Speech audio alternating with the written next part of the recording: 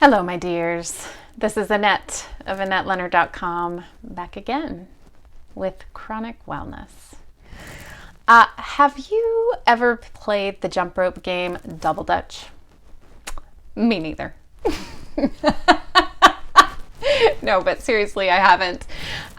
It was always too daunting for me. I only ever played single jump rope games, and I never was a skilled enough jump roper to play to the point where you could swing the jump rope and then have me run in and join the rope already in motion.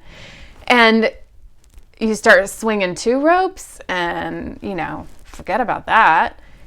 And I feel like that metaphor is what keeps coming to mind as I have been working to restart these videos and my podcast. Is just that sense that I had this momentum, I had something already in motion, and now jumping back in, figuring out how to restart, trying to get the rhythm is a significant challenge for me. And blowing that out into life more broadly, man, I don't know a single person who isn't hurting right now. Whether they're hurting because there's a job loss in their household, or everybody's stuck under one roof and they're trying to figure out how to work and provide childcare and have their kids go to school from home, and there's not enough outlets or rooms or ways for people to get their needs met, or hurting because of mental health issues or because of systemic oppression right in our world and the effects that that's having on lived experience, or because of this virus and catching it, or because you're an essential worker and you're out there on the front lines, or because you can't give up your job, or because you don't have a job and your unemployment is about to end. We are all hurting, and it is easy in times of duress to abandon the things that best serve us, that best serve me. And whether that's my tendency to self-isolate, and I just had a friend gently ask me about this, say, hey Annette, I haven't heard from you. Is that because you're not feeling okay? Or is that because you're backing away from the world? And when I said, I haven't been doing well, and so I tend to not reach out. And she was like, how's that working for you? And I was like, pretty shitty, actually. She was like, well, what keeps you from sending up a flare? What keeps you from sending me a text? And I was like, oh, any and everything. I'm afraid you won't respond. I'm afraid you will respond. I'm afraid you'll respond, but not in the way that works for me. And she was like, well, wait, let's play each of those out. And I was like, I mean, we can, but they're nonsensical. They're just the thought of the moment that stops me. And,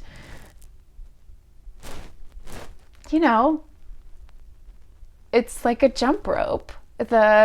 It's a barrier, but, getting hit with a jump rope isn't a terrible experience. That's why millions of kids play jump rope around the world, is that it's still worth the doing. Like, the fun of it is worth the risk. And the ability to keep people in my life is worth the outreach, but I still stop myself. Or knowing that I feel best when I'm not eating lots of wheat and dairy and sugar, I do best to eliminate those things. And once I've started a nightly chocolate chip cookie habit, it's easy to just let the momentum of that carry me instead of deciding, you know what, tonight's the night. I'm not gonna dip into the freezer for the dough that I have in there and turn on the oven and bake some cookies. I'm gonna actually put the last of that cookie dough in the trash and pick up an apple. So it's as hard and as easy as my next decision. And I'm thinking about this little pin that I'm wearing that says I voted, and about the fact that I'm recording this on election day, and that's a big decision facing the life of our nation. But it's made up of each of us making one little decision, deciding we're going to vote and marking it down and deciding that it's going to count enough, that it's worth the effort to have asked for our mail-in ballot, or to have stood in a long, long line, or to have risked exposure or threat of violence or the weather or taking the day off to go and make our voice heard. And ultimately, each of these things, whether it's recording my podcast, changing my diet, casting my vote, telling my friend that I need help, are predicated on self-esteem and believing that I'm worth it. So this is me saying, I am worth it. And so are you.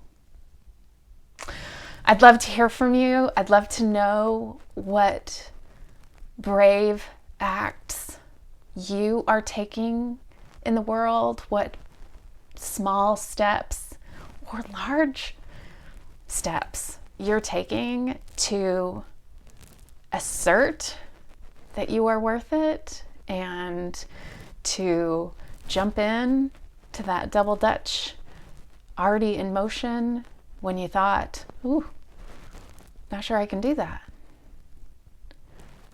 Sound off, because these are the ways that we support each other, and this is the road to wellness. Thank you for being here. I'm so grateful for you and this time together, and I'll see you again next week. Thank you, and until we're together again, be well.